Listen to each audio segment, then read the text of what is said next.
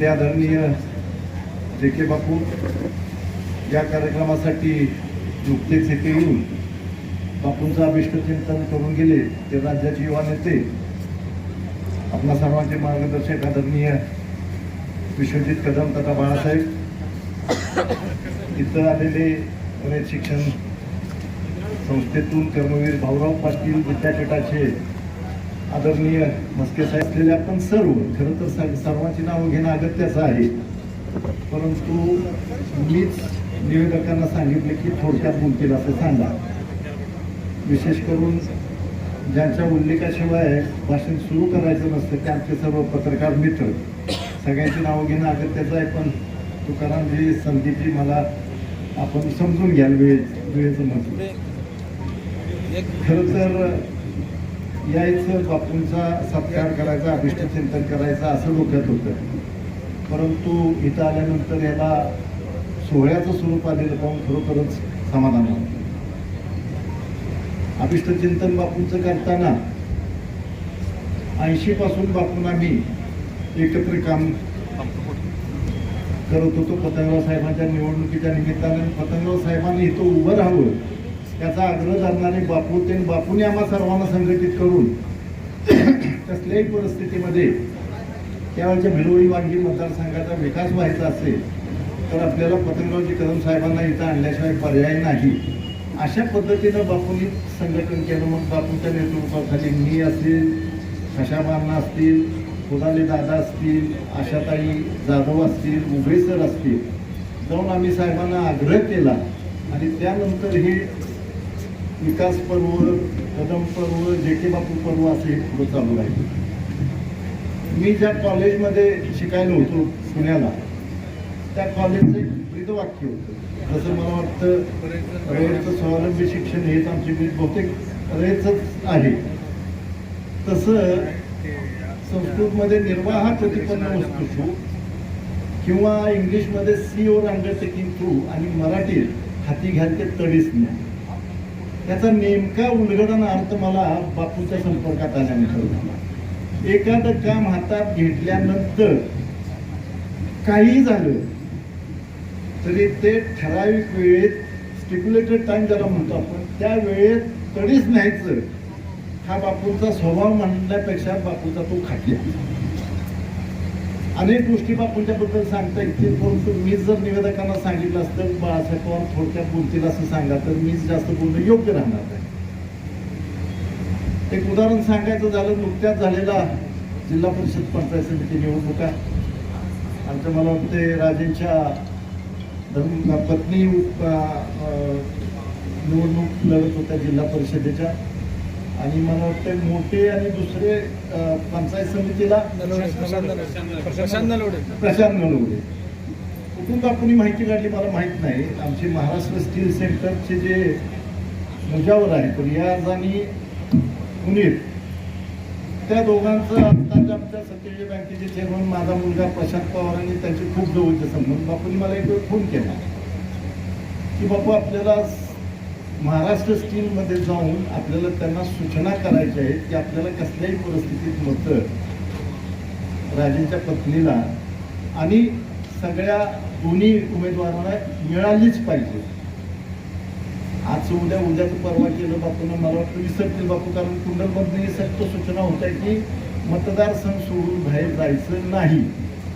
कुंडलच्या जिल्हा परिषदेपुरतं सांगायचं झालं तर इथंच तुम्ही राहून काय असेल तो प्रचार करा, कुंडलचाच प्रचार करा. 2-3 दिवसांनी बापू यावं लागतंय, म्हणजे बापूंचं सांगणं म्हणजे एक प्रकारचा हुकूम असतो, त्यात धमकी पण असते, सगळंच असतं. मी म्हटलं ठीक आहे मी येतो. त्या दिवशी त्यांना यायला जमणार नव्हतं, पण वेळ काढून तिथं आले. त्या दोघांनाही त्यांचे माझे संबंध, माझ्या मुलाचे त्यांचे संबंध बघितल्यानंतर बापू म्हणले की कसल्याही परिस्थितीत आपल्या इथं जास्तीत जास्त मतदान कसं मिळेल हे बघा. त्यांनी सांगितलं की तुम्ही फक्त रामाननगर आणि तुमचे कर्मचारी न बघता तुम्ही उदंडीमध्ये येऊन सुद्धा आमच्या मुस्लिम बांधवांना सांगितलं पाहिजे. त्यांनी ते केलं. पुन्हा माझ्याच लक्षात आलं की कैलास सावंत हा सुद्धा माझ्या मुलाचा मित्र. आपण सांगितलं की कैलास सावंत तिथं आपण जाऊया, आणि बाप तसा बेटा म्हणतात ते काय चुकीचं नाही. बापूला यायला वेळ नव्हता तर सुधीरबाई यांनी तिथं ते असा पाठपुरावा केला त्याचा. आम्ही कैलास सावंतांच्या घरी गेलो, त्यांच्या वर्कशॉपवर गेलो, त्यांनी तिथं 75 ते 80 लोक थांबवून ठेवलेली. त्यानंतर साईसाहेबांच्याकडे आम्ही गेलो, साईसाहेबांनी खूप मोठी मदत केली. त्यानंतर आमच्या विहिरीवर एक साधारण 100 लोकांचा स्विमिंगचा ग्रुप आहे आणि योगायोग म्हणजे ते याच मतदारसंघातले सगळे मतदार होते, पुरुष. अधिक त्यांची मुलांनी हे केलं तर जवळजवळ बापूंच्या मुळं म्हणजे सांगायला हरकत नाही, किमान 1300 ते 1500 मतदान आपण इथं जागा घेऊ शकलो. केवळ बापूंनी तो आग्रह धरला. निश्चित त्याच वेळेला कबूल केले की एक जेवण त्या सगळ्यांना द्यायचं आहे.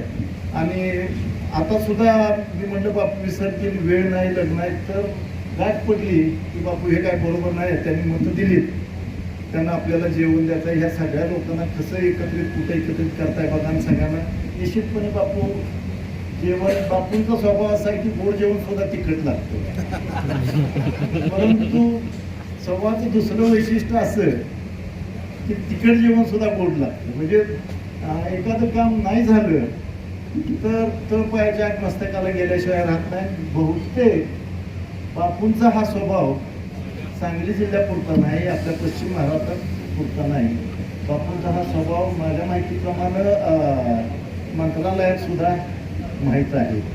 बिनधडक बेधडक कुठल्या पासची आवश्यकता लागत असली तर त्यांच्या पुरतं ते बहुतेक त्यांनी हे केलेलं आहे, एक अपवाद केलेला आहे. बापू आले की पासची आवश्यकता नाही, बापू आले की मंत्री कुठल्या कामात असतो त्याच्याशी देणं नाही.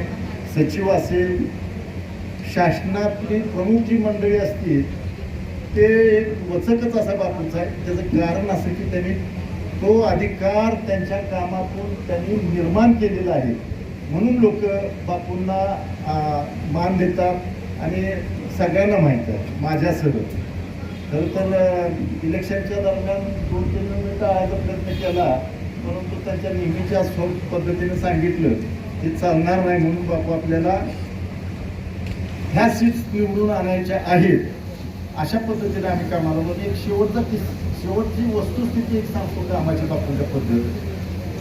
माझ्याकडे आमचे एक पाहुणे आले वाळव्याची.